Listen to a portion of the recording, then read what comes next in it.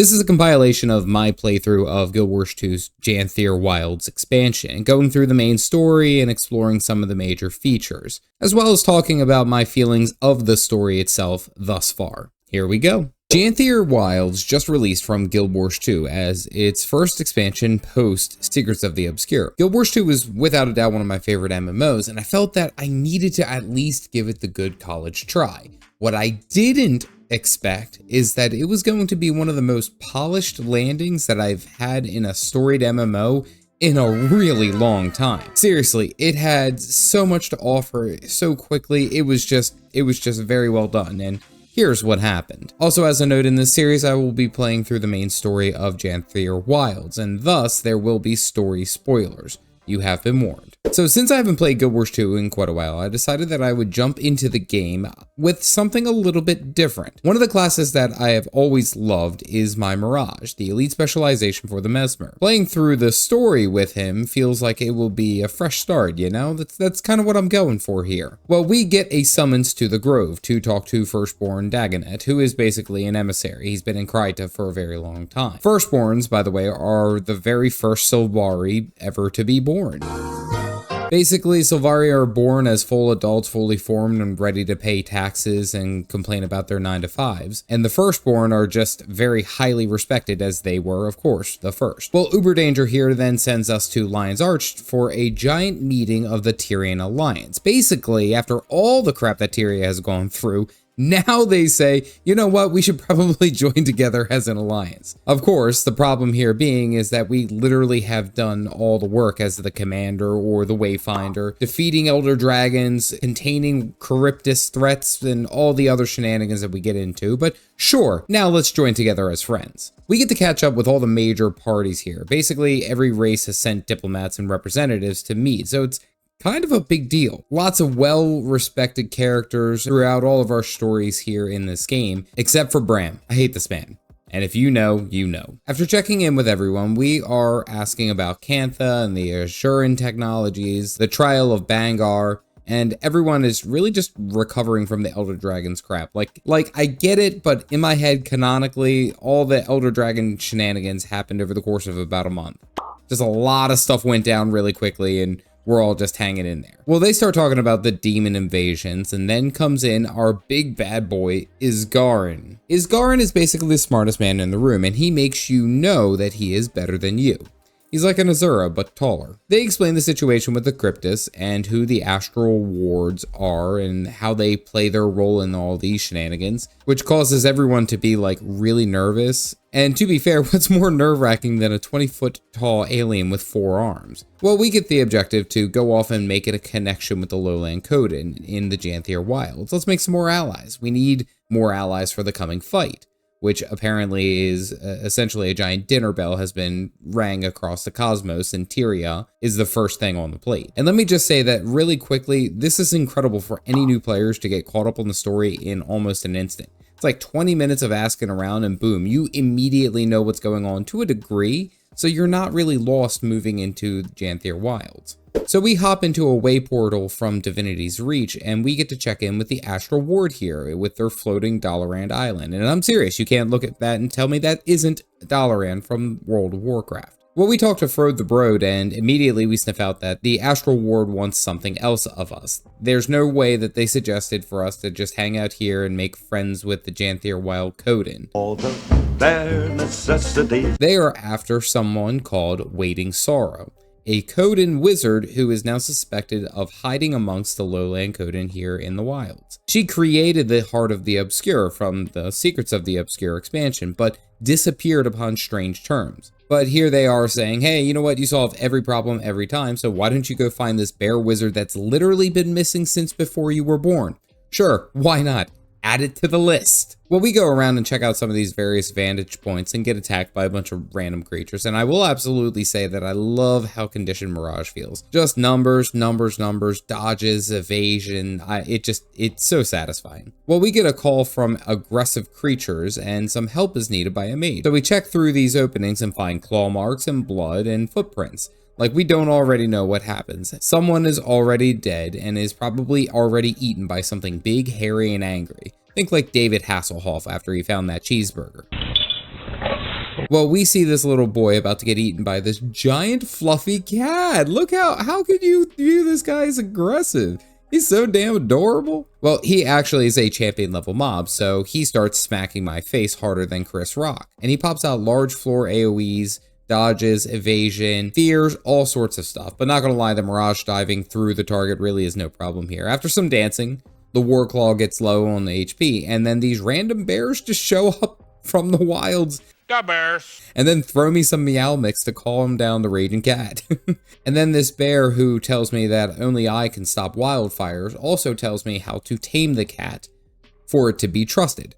Not gonna lie, I just love how so fluffy this big boy is. So yeah, I'm in. I'm on board. Let's go. Well, apparently the kitty cat has some issues with calming down because literally we have to kill it like 7 times, and no, that's not a joke. We keep having to throw friskies at it to stay calm, and eventually we make it to the Coden village. Then we see the opening scene for Janthir Wilds, and I'm not gonna lie, I really do like the aesthetic. You know, it's like Viking tribalistic bears. Pretty cool. Pretty cool. Well, we put the cat into the cage and get a new Warclaw skin, except it's purple, like the girl from Willy Wonka. Well, we meet up with the Coden leader and he introduces us to all the council members, and each one of them does something fairly important, but there's a lot of text and I won't bore you all with it. You'll probably see what they do. And I know that these are like the respected leaders of the tribes, but all these guys are super fluffy. Like, if not friend, why friend shape? Really finding it challenging to take them seriously. Well, we get pawned off onto the son of the big bear leader who already feels like he's arrogant, like Winnie the Pooh with a pot of honey arrogant. Well, he tells us to look around, so I spend the next half hour exploring, working on this renowned heart.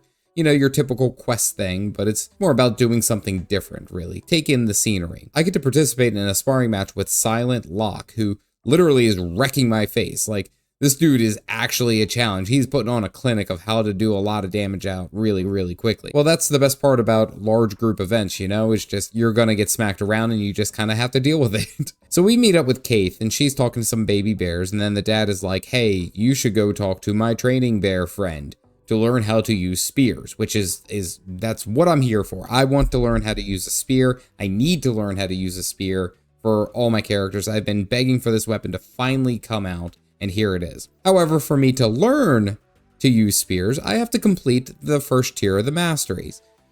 Whoa. So I do all sorts of manners of open world events, vista viewing, exploration, mob killing, poop grabbing, fish cleansing, mushroom eating, beast blighting, rift closing, hot tub rubbing shenanigans, so that I can get the experience to level the mastery for spears. Only to find out that it is actually more of a power weapon than condition damage.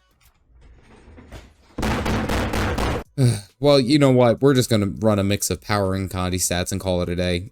Not before I jump into the arena to challenge Spring-Hearted, who is a giant elementalist bear and is pumping out even more damage than Silent Locke.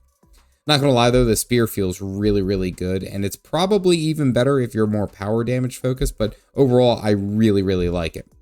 Also, I get nearly deleted by Yogi Bear here, but what would you expect? That was pretty cool. Okay, so jumping into Janthir, one thing that I have to say that is absolutely unbelievable is the new player experience. Seriously, in the short time I've played, I have learned about the history of the game to have a working knowledge of where we're at. Seriously, in the short time that I've played the game, if I were a new player, I would already have a working knowledge of the history of the game, where we are at, why we are here, a Warclaw mount as a starter mount, as well as a spear. In such a short amount of time, it is incredible. This is a huge win for anyone who's just coming into the game and looking for a way to get some account unlocks without really too much stress and time. Now, the story seems to be much more rooted in the past of Tyria, but does have a little bit of a tie-in with Secrets of the Obscure arc, of course, for the real reason that we are actually here in Janthir Wilds is to hunt down Waiting Sorrow. Now, I'm willing to guess to say that it's probably already someone that we've met, or someone that we're about to meet, perhaps a mentor for the leader's son. Poised Arrow is kind of a dork, in my opinion, but all in all, the landing experience for the expansion has been really well done. Bravo, ArenaNet. Despite me having most of the features unlocked already, it was a really good time. So as I have continued playing through Guild Wars 2's latest expansion, I am now getting into the main story of these bears and their Canadian ways. But something I did not expect to enjoy as much as I have been in Janthir Wilds has really taken a hold of me. And honestly, It may be better than the spears. Anyway, here's what happened. As a note, I am playing through the Janthir Wilds story in this series. A link to my first video will be in the description below. So we pick up the story back in Beartown, where we are tasked to talk to a cat expert, learning more about these journeykins. To everyone else, they're just really big kitties. Let's call it what it is. Apparently there's a kitty cat cub missing, and we are tasked to find it, which as a dad, I'm kind of like, shouldn't you really pay more attention to your children or fur babies? Anyway, well, we get onto the Warclaw mount, and it has an ability to sniff, which actually is exactly what you think it is. Not only can this cat find the scent of a small cub that's miles away out in the wild, it can also tell that you've had microwave pizza for the past 3 days. And yes, it is judging you. Though, I will say that I think it's actually a pretty cool feature to be able to use, because it really does feel like there's more to the game than just like the combat or the story. There's like, it's adding to the element of exploration, which GW2 does a really good job with. After about 5 minutes of running around, we find the cub and pick it up to deliver it to Burning River, which I'm sorry to say, but that seems like a bit of like an aggressive name, Burning River. River Styx, maybe? Well, we turn around and get over to Poised Arrow, the son of the chieftain, and he calls us in on our headset. But I'm like literally standing right in front of him when he calls. Like, dude, I was barely any distance away from you. Come on now, don't be lazy. We get told to go and visit Stoic Alder, the chieftain, but not before we are called back for a report update with Fro the Broad at Moon Camp. Well, we talk about the strangers that the bears keep running into, but overall our bare bones operation is going to be creating an alliance for these guys, and probably having to deal with these strangers. Fro then, of course, asks about Waiting Sorrow, the lowland Coden wizard who left the Astral Ward a long time ago. She is also the one who created the Heart of the Obscure, basically our demon search engine. Like Google. We then get told that there are rifts opening up nearby, like the Cryptus. However, it's actually these strangers that are popping out. So yay, no more Cryptus, but boom, more demon unholy things. So we set out and investigate all the rifts nearby and close them, but not before I use this airborne leap ability for the Warclaw, which basically makes you fly faster and further than you would have if you used the glider. Not gonna lie, this made me laugh. Working as intended indeed. Well, we close a bunch of these rifts in this area, but they seem to be these same type of blighted, rotten creatures made out of death magic. Listen, I know we iced our boy Zaitan a long time ago, but what in the undying undead is this thing? Well, after we fix all the dimensional gateway problems, we report back and say, hey, yay, it's not Cryptus demons. Then we get a quest called Tend to the Homestead. Oh boy, this is the last major feature of Janthir Wilds that I haven't experienced yet. Well, we meet up with Stoic Alder and he tells us all about the abandoned homestead. First off, this place is huge, and right out of the gate I must say that it is fantastic that I can use and work this much land in a video game, because holy hell, there's no way that I can afford this $2 million property in real life. Well, Alder tells me that this was his family's place, but it hasn't been the same since his wife died. Pokey, which I just actually realized was Poised Arrow, was supposed to take care of this, but he neglected his duties. Or, well, not really taking them seriously. And lo and behold, inside is Pokey just lounging around. Well, the reason that these two are both like done with the work around here is because it's too painful for them. It reminds them too much of Pokey's mother and Stoic's wife. Well, we clean it a bit and find a memento and give it back to Stoic, and he's like, yeah, this is too much. The whole property is yours. I can't deal with this. Well, we get an instant teleporter to our homestead, regardless of where we are, and that is pretty cool. That's a pretty cool feature. The wife's name is Silken Ware, and she died fighting Jormag. Alder, though, thought that the memento that we just returned to him was with her when she died, but it turns out that she left it here for them to find. Not gonna lie, that's pretty sad. These poor bears. Well, we're tasked to clean up this whole place because, well, now we own it. Oh boy, I can't wait to do literal chores in a video game whilst my real life chores haven't been done in a week. I don't know why, it's more fun in a game. You can't explain that to me. Well, we clean up this place over the course of the next 5 minutes, and then we talk to Alder, and he's like, it does look a lot better here, but you need to decorate. Thanks to the Final Fantasy XIV community, I have a great deal of knowledge in fashion, so, say less, queen. I also take the opportunity to switch all my gear around to be better suited for power damage. Like, I like my Sphere Mirage, even though it is subpar, but power damage go brrr. Well, we hop out to talk to Def Lahar, which I immediately read his name as Def Leopard, and he will be Def Leopard forever. In my mind. Well, he tells me to go out and do my own work while his wife shouts at us from in the back. That's kind of relatable. So I go around and use my Warclaw to gather all sorts of wood in the nearby area to earn his trust. Well, he's surprised that an Outlander did it so quickly, but then we are tasked to make a bed. because at least you need a place to sleep. He's like, you need to build it yourself, but I'll show you how to do it. Like, legitimately, I actually like Def Leppard. He's kind of an ass, but he's right. Well, his wife, on the other hand, is much kinder and doesn't yell at us as much. And we are tasked to create a bed. Well, so apparently we need a whole bunch of wood, cloth, and for some reason, flowers. I don't know about flowers on my bed. Oh wait, no, I'm Sylvari.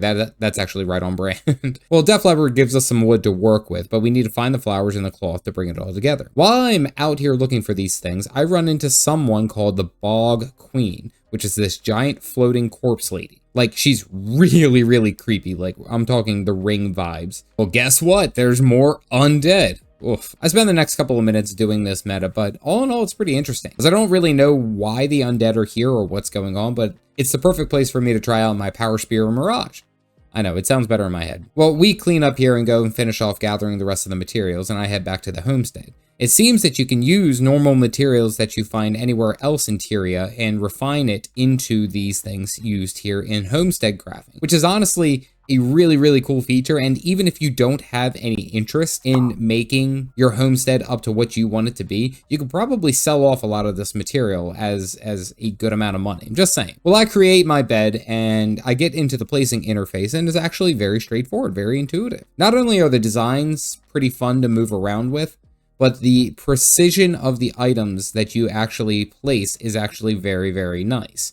And they even have like a bee mode, which allows you to fly around like you're creative in Minecraft, which I thought was actually a nice touch. Well, we finish up here, and this is only the beginning of homesteading. Like, I can really say that this is probably going to be something in depth, and honestly, I'm here for it. I really didn't think that I was going to enjoy it this much, but I really, really do like it. Well, we get a message from Barb Vale, and she's looking for us out west. Also, Alder and Fading Aurora are definitely having a dating moment right here. Like, they are low-key flirting. Anyway, off at the Journeykin outpost, Barb Vale tells us how important it is to make friends with your Warclaws, as you are going to be working together, so take some time to make some friends.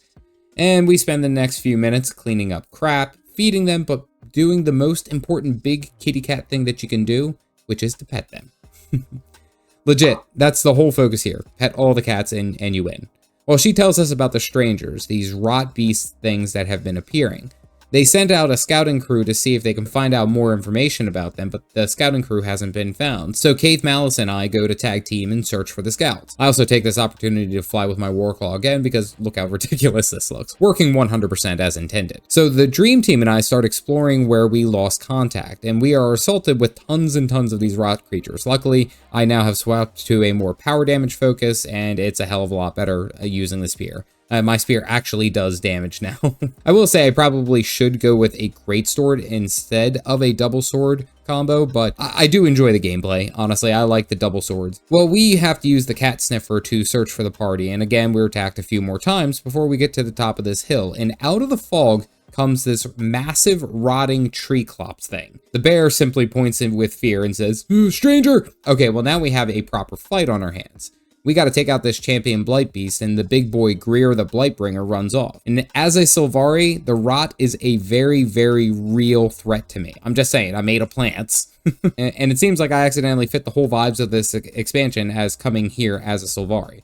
Nature-style character dealing with rot. I mean, come on now. Well, after a bit of fighting, this blight beast goes down, and we get an achievement for not dying. Yay, we're skilled gamers! Anyway, we have to help the wounded scout, but now it seems like there's a bigger problem afoot. So I do have to say, I did not expect to enjoy homesteading feature in this expansion as much as I have. It has legit become one of my favorite things for here, even surpassing, dare I say, my spear, which I really love my spear. My homestead immediately transferred over all my home instance unlocks on top of giving me an instant teleport to get back here at any time. This is such a good quality of life feature I have truly missed, as it was always kind of a hassle to get back to your home instance and farm your daily materials. What I have noticed too is that it seems that you learn the mastery for homesteading, you can build bigger and better things in and around your house, which is actually a really nice touch. You don't have to get a new crafting skill and work that all the way up. Simply just progress the masteries and you're good to go. The story too is also starting to pick up, as encountering the big blight beast and this rock queen hints that there is like some type of undeath elements going on here. Similar to the beginning of Guild Wars 2 original story, but seems a lot more dangerous and intense. I am excited to see where we go from here. As I'm playing through the new Guild Wars 2 expansion, we are on the hunt for this massive titan who has appeared and now is causing all sorts of problems and troubles and issues with our bare necessity buddies.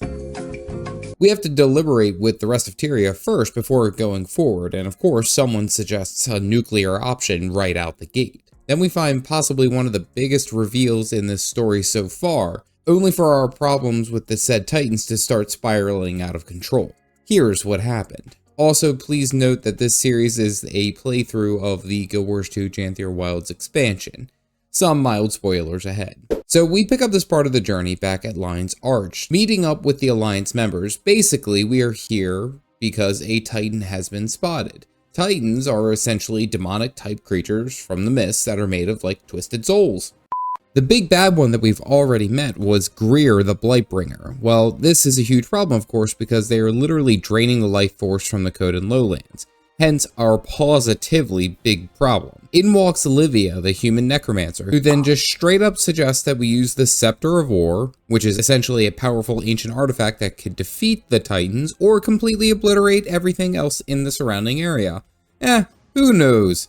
So it all gets put up to a vote. Either we get voluntold to go back to Janthir and research more about these titans and investigate everything that they're doing, or we just nuke the whole damn place and go home. Damn, we don't even have like a third option. Well, the council votes on this, and they give us the option to cast our own vote, but everyone has already whipped a nay-nade for me to go to do more research. Like, come on, ArenaNet, be bold enough to make a meaningful choice, and it changes the story. Well, so now we get back to Bear Country to get ready to head out to Janthir Isles, only find Poised Arrow, well, really not so poised. He's panicking like Pooh Bear without his honey, because his mentor, Fading Aurora, has left the village and gone to deal with the Blightbringer directly to end all of this right now. I'm not gonna lie, I kind of actually like her boldness. Let's just get in there. Poised Arrow tries to say, "Oh, I'm gonna go and do this, but if you want to come with me, that would be kind of cool. Like, please, I'm actually just a very scared bear." Well, we arrive in Janthir Isles to find an entire path of dead and dying strangers, or well, blighted beasts. Really, Aurora must have come through and like wrecked house because these guys got worked over. We progress a little bit further and we find this lone elementalist bear fighting this massive rotten creature titan. Like, what the hell is this thing? I also need to call this out because this isn't factual. She has plot armor on right now because there's no way in hell that elementalist is standing toe to toe with a boss that size for so long. I'm just saying from experience, the math ain't mathing. Well, we have to clean out some of the Titan spawn as well as some of the rotten materials nearby because it's giving Big Blighty Boy a big buff. And after about 3 minutes of murking anything that moves, we get it done. Now, apparently, we need to go play the other GW2 game, and that, of course, yes, is Garden Wars 2.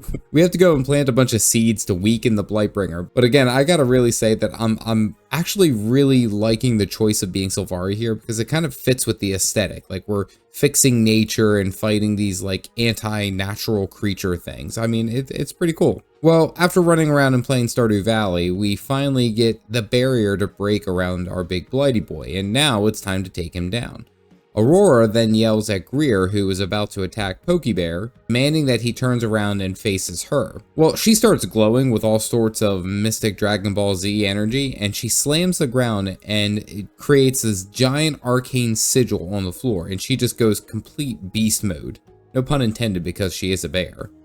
Immediately, we know who the hell she is. She is Waiting Sorrow, the lost astral ward mage, the big bad rogue wizard that created the Heart of the Obscure, one of the most threatening mages in the entirety of Tyria.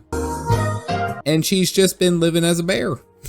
She's been hiding here the whole time and mentoring the chieftain's son. Alright, that's pretty damn cool, not gonna lie. Alright, that was a cool cinematic. Alright, ArenaNet, I'm feeling it.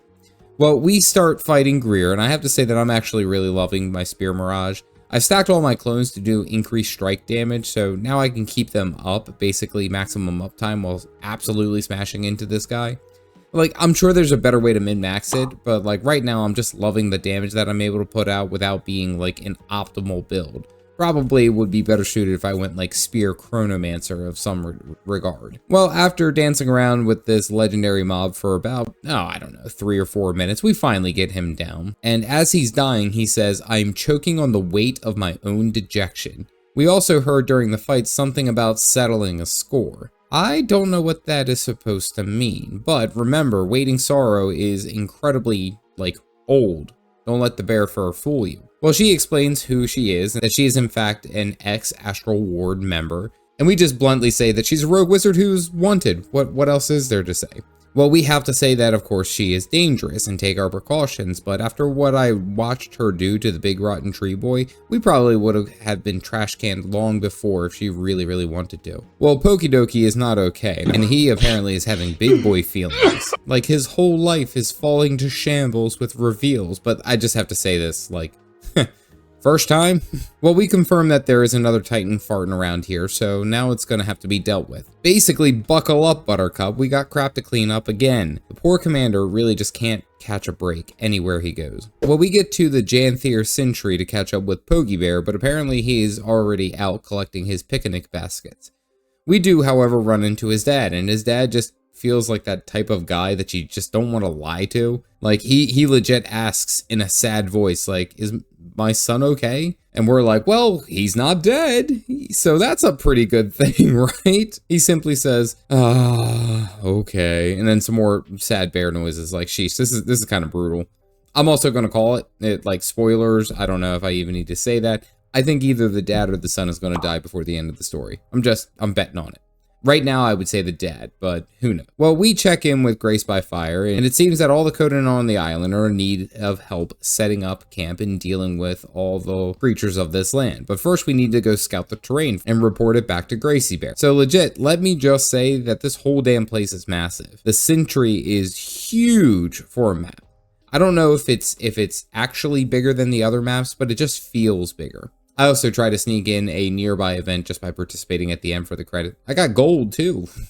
Well, we are exploring everything that we can about this island and finding more about the land. The big thing here is the remnants of the White Mantle and Murasat shenanigans that apparently happened a very long time ago. We also find a bunch of bloodstones all throughout the map, which apparently they are like little mini nukes that can happen, and they all explode and left massive craters. But I will also say is that the northern section of this zone really does capture that wilds aesthetic. Like, I really feel that this zone has like that northern exposure grassland. Well done, ArenaNet. Well, Madam Gracie Fur has now given us a new task to gather information on the sickly wildlife, basically those who have been corrupted by the Blightbringer. Okay, say less, Queen. You give me a free trank gun and tell me to go wild? Pfft, alright. After I finish up darting every small woodland creature that Sonic would try to save, I then am sent to slow the expanding Titan Blight in the Festering Basin, which is like, yay, the very best feature of every single Guild Wars 2 expansion is more renowned hearts. Everyone loves hearts. And like this one takes so long. It took me like 20 minutes to gather up all the required experience in this area to satisfy. I take my time to meet up with Sven from the CDG Guild and do a Blight riff, which I probably get knocked down because I'm terrible. Well, after some more deliberation, Poised Arrow shoots us a message and says that he has found the path of another Titan. And this one's perhaps more dangerous and very different than the one that we already fought. Also, my character drops the line, "Don't get your paws dirty." That's a very good pun. Okay, so we got a huge reveal that the mentor of the chieftain's son is actually long-lost elemental wizard god Patient Sorrow. Not only was she hiding who she was also stifling all of her magic not to draw suspicion. And as such, the story pickup does kind of feel sad for Pokey and Stoic in this case. Stoic is trying to do everything he can to keep his son alive, and Poised Arrow really just doesn't know what to believe anymore. And it's all kind of sad because I just got this sinking feeling that one of those two are not going to make it to the end of the story here. I'm just calling. I hope I'm wrong. Also, as I'm getting into these two zones, I really have to say I like the aesthetic here. The aesthetic is just amazing. It's so well done. Like, it really does feel like a northern wildlands in both the lowland shore as well as Janthir Sentry. I like both of them for what their purpose is. It's really cool.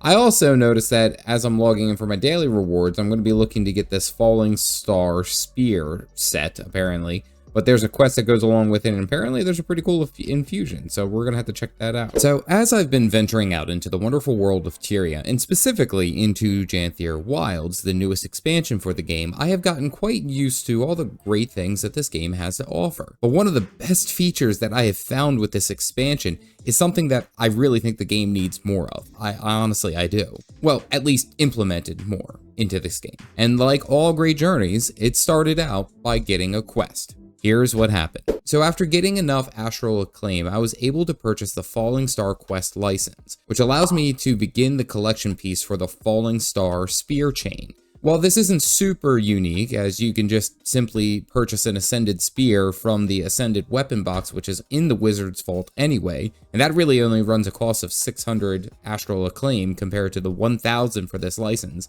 and you still have to do a quest chain to earn it. It's not necessarily a quick turnaround and profit. In defense of the quest chain, however, it also does offer an Ascended pair of gloves and an infusion, so that's a huge plus, kind of weigh that out. Well, we get the quest to go talk to Field Archivist Circle, and I can't see her name as anything other than Circle. Apparently, the Wizard's Vault saw an occurrence of some type of a meteor that fell from the heavens, and now we have to go and find it. Well, the dingleberry that I am went all over the damn place in Lowland Shore looking for this person. I went into every hut and explored all over the place when literally if I looked at my map for 2 extra seconds, I would have noticed that the quest lady was sitting at the edge of the moon camp. Well, we talked to her and she's like, "We've been waiting for you." Yeah, I've been trying to find you. I'm not good at GPS. So our first step in this quest is to triangulate where it landed. So I have a nice long ride to talk to every Bare Necessity buddy scout that I can find to see if they saw anything happen. Which of course gets chained to like every other scout on this map. Like I hit every single one. Well, one of them says that lightning struck the sea and apparently there was a bright flash of light. Okay, pretty interesting, but now where the hell was it? Well, the scout says that there's one up here on top of this cliff who should have had a clear line of sight to see where this meteor landed. So we go up to the top of this cliff and talk to this bear bro and confirm that they saw a pillar of light off the edge of the ocean and bright lights. Literally, it is at the farthest corner of the map. Like, it is way the hell out there. So it's time to use that mount that I'm absolutely terrible at, and that's the Griffin, boy. Seriously, Willow would be absolutely ashamed. Well, down at the bottom of this water chasm where it struck is an unknown object, but it's like a spear-like object that's impaled deep into the solid rock, and apparently it came in so hot that it melted all the rock around it.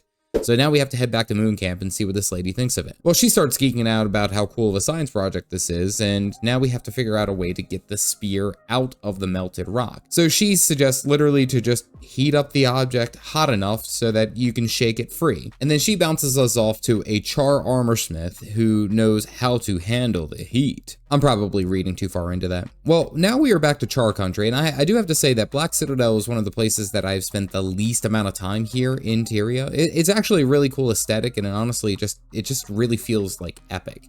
And I think that it would help out with the lore and the idea of this area if I actually played through the Char opening story and really get a good feel to it. You know what, matter of fact, I should probably actually just play through Guild Wars 1 again. Well, anyway, Morga tells us that there's a list of items that we can go gather to make a glove that is capable of heating the spear hot enough to remove it from the rocks. Not gonna lie, the spear gives a pretty cool glove. I'm just saying, like, I like that this is a part of it and it isn't just the spear itself that you're working on. You get a cool aesthetic glove to match it, and it's tied into the story of it. I like it. Well, this part of the quest has us bouncing all over to a bunch of different places, all the way through Janthir Wilds and the other half throughout Tyria. Luckily, because I have already done most of the hearts in the area, I am able to purchase the required items straight up. And I will say that it is just lucky that I had enough of the Ursus Oblige, which is like the Janthir Wilds currency for helping out the bears. You get them periodically as you do various things all around and you open up chests, it seems. But I had, like, each one of these costs like 50 and I had like 160 and I needed 3 of them. Woo, that was really close. The only one that I couldn't just go and purchase was this Renowned Heart here in Autumn Vale, which I had to go and help out some bears. But luckily, it didn't really take all that long because you can catch some fish in the meantime. Legit, you feel like a bear catching salmon swimming upstream. Well, between catching fish and killing a giant champion mob, I get credit for the heart. Something that I'm actually really excited about getting this spear is actually having an ascended spear over exotic. Again, I've stressed that I know that Mirage is more condition damage focused, but man, I really enjoy the spear ambush with all my clones at the same time. It feels powerful, at least. Well, the last 3 pieces that I need to fetch so that I can craft this glove is completing various renowned hearts all throughout a few places in Corteria: Firehard Rise, Dreadnought Cliffs, and Mount Maelstrom. For this one, I have to rely on my alts because I haven't really progressed through much of Corteria on my Mesmer at all. But luckily my Ranger is sitting near 40% map completion with all these areas basically done already. Saved me about like 20 to 30 minutes, so hey. Guess what? Guild Wars 2, you never lose progress on anything. Well, we get back to Morga with all the required materials, and he's already created the glove chassis, so we slap it all together, and we have a really cool pair of new Ascended gloves, fresh from the forge. Alright, this really wasn't all that bad to get the gloves, honestly. Even if I didn't have all these things done, it really wouldn't have taken all that long for me to go ahead and complete the requirements. And now all we have to do is go collect the spear from the underwater depths. After a short flight, we were able to get to the place, seize the star, and a brand new Ascended spear that really only took about 45 minutes worth of work. Again, barring that I had most of the materials needed. We talked to the field archivist again, and she's like, yeah, I'll just take notes. You can keep stabbing things with it. I'll let the Wizard's Vault know. I basically run this beat. So I do have to say that this is how you do quests in collection. And this is something that Guild Wars 2 really needs to have more of, in my mind. I really think that this was very, very well done. The idea of getting a specific item for a quest to unlock either a skin or an item itself is just excellent. I mean, over the years, Guild Wars 2 has offered collections of many different types, and most of them, of course, being tied to legendary items or mounts or what have you. They didn't really feel as involved or as integral to the story or the plot line of the expansion of Janthir Wilds. Now, to be sure, you can of course go through this entire expansion without ever doing the quest itself. So I can't say that it's a part, but it feels like it is a part of the story in my mind. It adds that extra layer of lore to the Janthir Wilds and why we are here and all these different things, and it's like, oh, on this epic journey, you also found an epic weapon. Okay, cool. I like that kind of stuff. Perhaps I had a different view of the sky scale, because I know that Secrets of the Obscure really pushed through that with the sky scale and unlocking it very quickly through through the expansion, which, of course, and it was an integral part to the expansion. However, I felt like it really didn't hit as hard for me because I had already unlocked the Living World Season 4 version versus the Secrets of the Obscure, so I didn't get as involved as I probably could have. And really, in my mind, Janthir Wilds, the whole base of the expansion is war claws, housing, bears, and spears. This was just very, very well done. This was great. And I think it's cool that you were able to get the spear so quickly because Guild Wars 2 is known for its horizontal progression. Let's be serious. And having a lowish barrier to get an ascended spear and an ascended pair of gloves is great, especially for new players. Just being able to have the expansion, you're able to gear up fairly quickly and be on par with kind of where you need to be. And I mean, Guild Wars 2 gives you so many different ascended pieces of gear and items anyway, so why not make the collection of one or the gathering of the one or having an epic quest, why not make it more interesting, you know? I'm also like 90% sure, but I'd also venture a guess that this is going to start working on your legendary spear. If I know Guild Wars 2 and ArenaNet, this is like the precursor for the legendary spear that's going to be coming out in later patches down the line. So not only is it helping you with getting a legendary spear, but it's a cool way to do so. It adds more to the story. I was thoroughly impressed. Well done, Arena. As we are nearing the end of the story of Janthir Wilds, we are now on to Janthir Sentry, trying to figure out a way to identify these titans and, of course, eliminate them. Not only that, we are faced with a new titan threat that is set to bring a shocking end to our hero's story. In our journeys, however, we get an opportunity to try the newest map-wide meta for Janthir Wilds, and it was insane, but it was also very epic.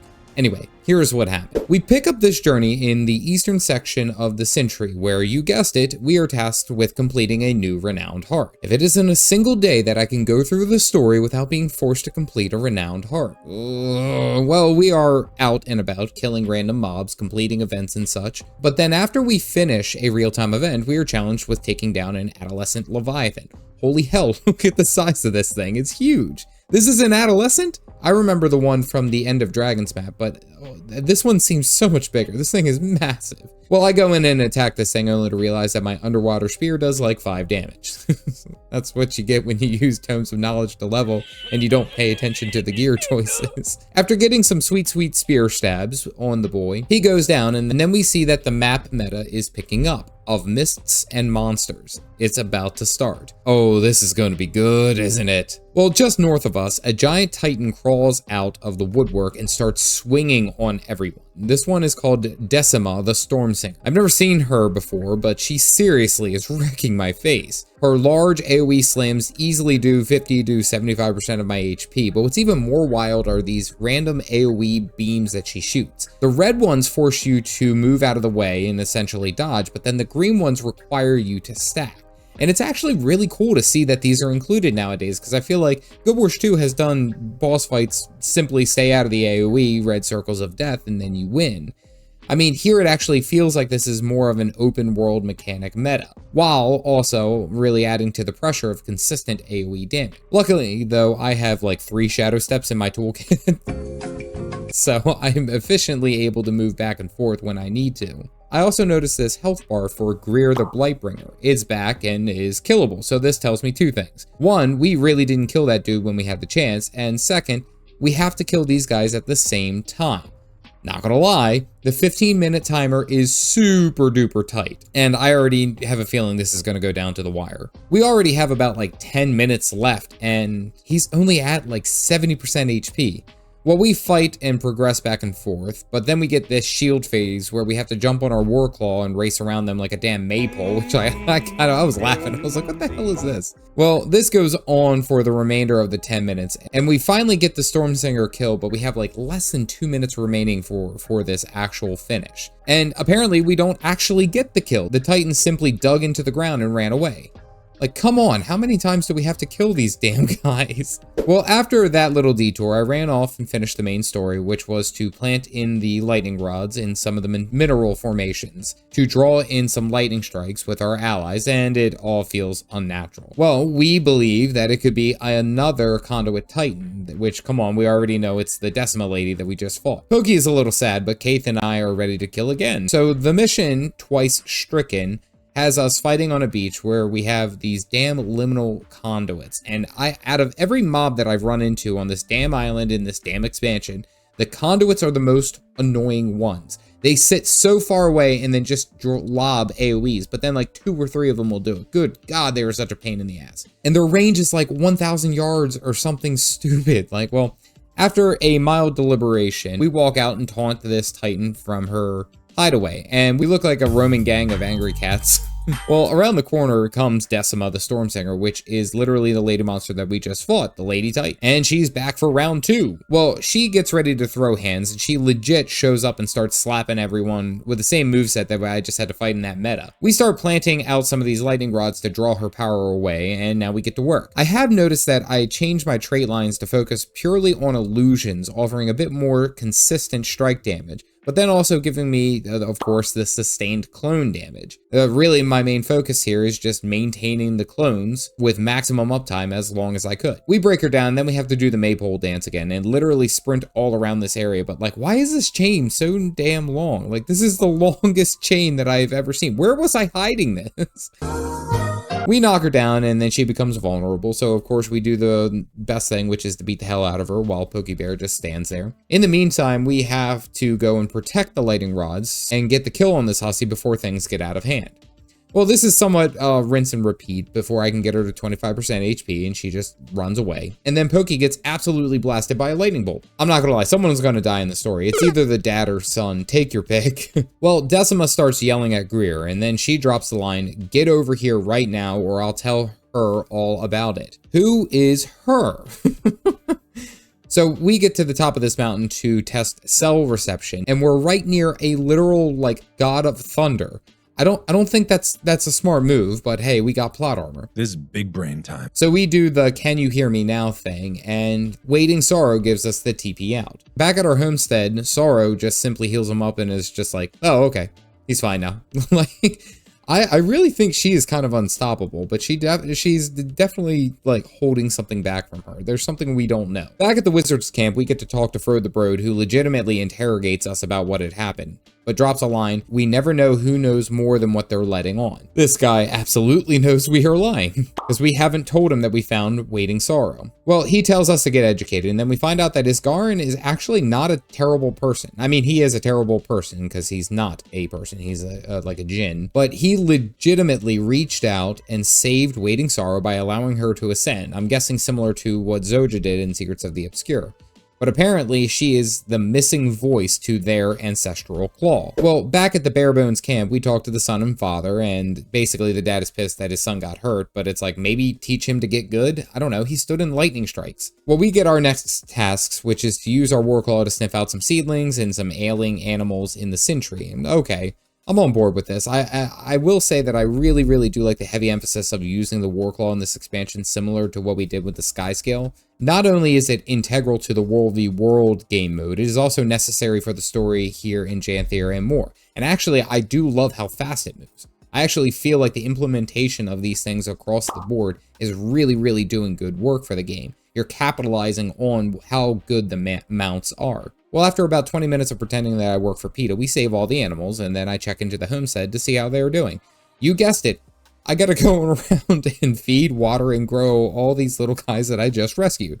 Doing chores again in video games is far more exciting than in real life. Well, to further achieve balance, we have to go back out into the Sintry and complete various events and hearts to progress the big bar. I have to say that the best thing about this being generalized is the fact that I can literally be doing anything that I want to progress the bar and still get credit. Killing a mob, credit. Completing events and all these other various things, tons of progress. It really does feel like we have a choice in the matter, at least, you know? As I get close to restoring the balance, Of Mists and Monsters quest shows up again. Now we get to take down the two big boys again, but this time with much more impunity. I really have to say that doing Power Spear Mirage has actually just been a ton of fun. I've mentioned this in like every video. I know that it's subpar, but it's just a ton of fun. There's also a couple of times while I'm fighting this guy, because I decided that Greer was going to be my target, that I actually stack with a group of players, and I actually start pulling off tons of numbers.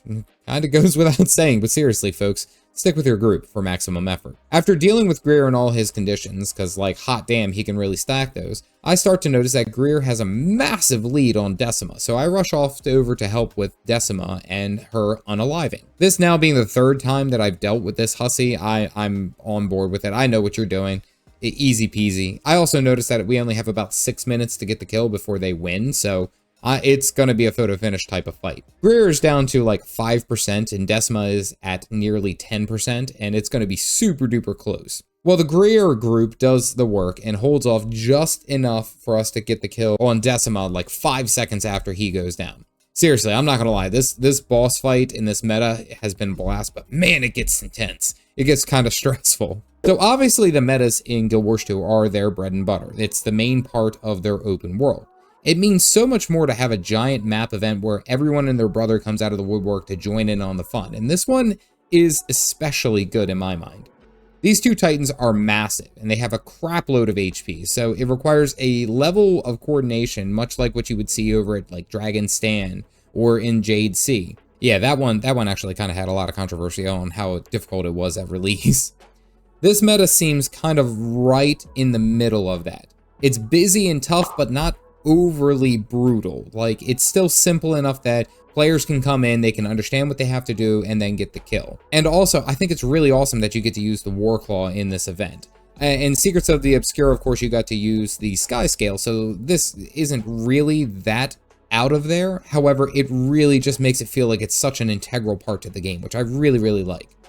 Luckily, with this part of the journey and doing the map meta or any other events around Janthir has actually been my blessing. I was able to progress all the bars required for my story just by having fun. I'm sure gathering these materials too will eventually lead to the requirements for the Legendary Spear, like the map metas and stuff like that. But I'm still kind of banking on it that it's going with the Falling Star Spear. I'm just saying. Overall, it was a great time. The map meta events actually were a lot of fun. We have arrived at the finale of the Guild Wars 2 expansion, Janthir Wilds. We have fought monsters, titans, and more, only for our last steps to be riddled with more questions than answers. The ending was alright, to a degree. Here is what happened. Major Janthir Wilds spoilers throughout. We pick up the tale here at the Bloodstone Wreckage, because we know that the Titans are all about sucking that sweet, sweet forbidden candy for power. Well, as we are researching, Waiting Sorrow joins us and makes a huge push for us to try out the Heart of the Obscure on them. Apparently, the Heart of the Obscure can nullify all the ruby red rockets. What did he say? And if we can remove all of the Bloodstones of their power, we thus remove the advantage that the Titans have. But if we mess up, we can basically set off a nuke and ruin this entire place. No pressure! So we go over to start sucking the Bloodstone shards to figure out if it's effective or not, and somehow we cause it to explode. Kaith literally just asked us not to do that, and the first thing we did was cause a big old red pop. Well, right after that, some shadow people appear and they start teaching us a history lesson. And I'm trying to like listen and focus, but in this time, Waiting Sorrow is going like full Archmage on this one Spectre. Like she's doing the most work. Look at her spells. I swear, if like Elementalists actually had her abilities, they would be played a lot more. Well, the ghost is Rhea Ingram, and she basically gives us all the business about us being traitors and stuff like that. But like, dude, remember, hey, you're the ones who are dead. All right? I died once technically, but that's neither here nor there. So we run around sucking all of the danger red juice out of all these Kool-Aid Man spires, dodging bombs and talking to all the ghosts and such to find out a better picture of what happened here and maybe if they can give us some information. Everything's cool until we talk to the May twins. These two are creepy. I think it's like a brother and a sister, but they're just like finishing each other's sentences and doing like the kind of like shining thing. I don't know. I didn't like it. I wasn't like it. Well, we get to one of the last ones, and it's this really sad tale about a coding cub who was caught and sacrificed in like some type of Aztec ritual. Good gracious, a kid? Well, we finish up and of course have to confront Waiting Sorrow because she is the legendary lost voice of the Lowland Coden. Basically, the legend goes that all Lowland Codens are like her descendants. How old is this bear? And by the way, the only reason that we found this out is because we snooped into Isgarin's special unicorn diary that we weren't supposed to read, but we're the Wayfinder. We have Providence. Well, back at the homestead, we talked to our squad about our plan, and basically we have to kill both of these titans at the same time before they drink all the red river flow from all the rocks. Before we can get any further, Stoic Alder shows up. And this dude like knew where to find us. He's got that BPS, you know, the bear positioning system. Well, now it's up to Sorrow to explain herself to Alder, who basically assumed that she was still fading Aurora, the bear that he's always known. And he was actually just really scared because he thought she was dead. And this becomes even more of a problem if you remember that Alder had a Bare Necessities crush on her. This poor dude, man, like I really hate to disappoint him. He just is always sad. He's a sad bear. Well, he takes it roughly because he says he's ready to join us in a fight against the Titans, but then also drops the line, "This discussion is not done," which basically means that Dad is pissed because you all are farting around and lying to him. We even go to talk to him and he just says more sad bear noises. Like, it could be the slow bear speech that he puts through, but I don't know. It's like you're disappointing Dad. We meet up at the Sentry to fight these Titans, which I'm like, why is it just us? Why not bring a number of soldiers, the Alliance, you know, an army, something? There's an airship around here somewhere. We got to use it. It hasn't been destroyed in the trailer, so come on now. Well, the two Titans are working together, and Greer is Bloodstone healing while Decima is basically standing guard. So we get into it with Decima, dealing as much damage as we can. My off weapon, I actually have decided to move away from the double swords and go into a greatsword, and let me be the first to say that it actually slaps. And the ambush skill is actually pretty cool. You get all of your clones up and then you use a purple beam of death all at the same time. It's pretty fun. Tons of damage coming in from both me and my clones. I mean, I'm on board for it. Well, Decima weakens, and then we have to Maypole dance all the way around her to break down her shield, and then go in harder once she's vulnerable. I didn't have to say it like that. She runs away to heal and blow up another Bloodstone like we were just asked not to. And Stoic Alder is literally standing right there. I actually didn't know if that was programmed, like that was supposed to be, like he was going to get hit by the Bloodstone explosion. Like, I mean, I thought that that's what was going to happen, but it just turns out that he was just lagging behind. I've already said it. Someone is going to die here. It's either Stoic or Pokey, and my money's on Stoic right now. I'm just saying. Well, Greer comes down, and now we have to throw hands, and I forgot how much I hated this guy. I hate the amount of conditions and AoEs as he has. He's just a pain in the neck. Well, we go through it, and now it's time for our Warclaw to come out again, and you get a cool achievement if you finish in a certain time. And it's probably one of the only times that I'll get an achievement for finishing quickly. Well, his shield goes down, and we get the TPS, and we pop another Bloodstone to weaken him further, and then we plant those trees again like we did the first time. Who's ready for some more Garden Wars 2? The trees weaken him for some reason, and now we bring him down even further. And the only thing I will take away from this fight is that Waiting Sorrow, lore-wise, should be absolutely wrecking everything and everyone. Like, she's like this legendary wizard, like one of the best wizards from the Wizard Society. Like, she should be wrecking face. Absolutely. I'm just saying. She is truly the legendary wizard, man. Come on, do something legendary. Well, we throw some rods onto the ground and DPS Decima while she's low, and it's a similar dance to what we've already done and have been doing. It's like a rinse and repeat like 2 or 3 times, and we get these guys down to like 10%. And of course, they're like, oh, we're weak, we gotta run away. And it's like, why can't we just finish them now? Call it a day. This is the end of the expansion. Kill them. Done. Finished. Well, we get a steam barrier, and then we are assaulted by a voice named Ura, I'm gonna go with Ura, who basically tells us that we need to retreat. We need to stand down because to follow is imminent death. And it's like, well, I can't follow any further because you're blocking me, so. Why you can't? Because the door's not open all the way. So you wanna be a gangster? Ura is like, I'm stronger than my stock, but I honestly, this is just kind of pissed. Like, we couldn't even kill like one of these guys. Only like we were so close to killing both of them, and then they were both ripped away. Like, come on, just give us one. Just give us one. That's all I ask. Well, back at the Angry Bear's home, we talked to some of the members of the group here, and it's like we're the Avengers right after ordering shawarma. Poised Arrow is mostly pissed because of how many opportunities we had to kill these guys before everything went to crap. I mean, the devs could, you guys could have let us kill one. There's a dev watching. You could have let us kill one. I'm just asking the questions here. I'm just saying. Well, now it's time for Waiting Sorrow to come back to the Wizard's Tower and confront everyone after being gone for approximately 2 million years. Maybe not that long, but you get the point. Somehow, we are able to slip in, but we also find out that apparently Waiting Sorrow designed the security wards here. Like, seriously, how old is she? This is getting kind of ridiculous, I'm just saying. Well, we talk to our angry floating smart guy, and he asks us about what happened, and then he drops the, what about the second mission? Like, dude, you can't keep your Barry White voice down a little bit lower? Jeez.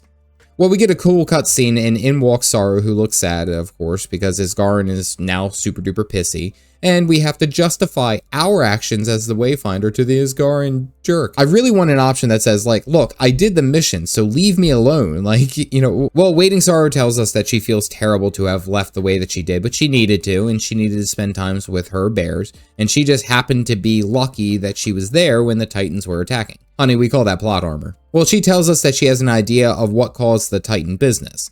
Floaty Gandalf then tells us to go stand outside because apparently invited to the Cool Kids Club, and basically this wraps up the launch story of Janthir Wilds.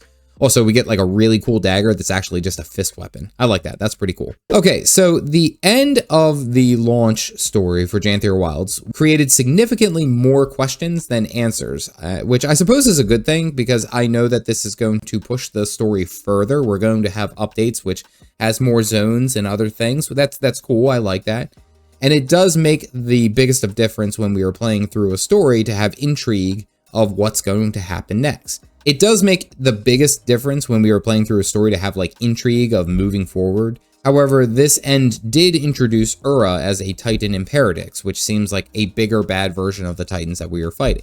I'll be honest with you, I didn't expect that. But I also don't think that we'll have to answer the bigger question, which is of Waiting Sorrow's true history as well as her ascension. She was raised to the level of wizard by Isgarin out of caring. Isgarin cared for her, but that's apparently breaking Seer rules to do so.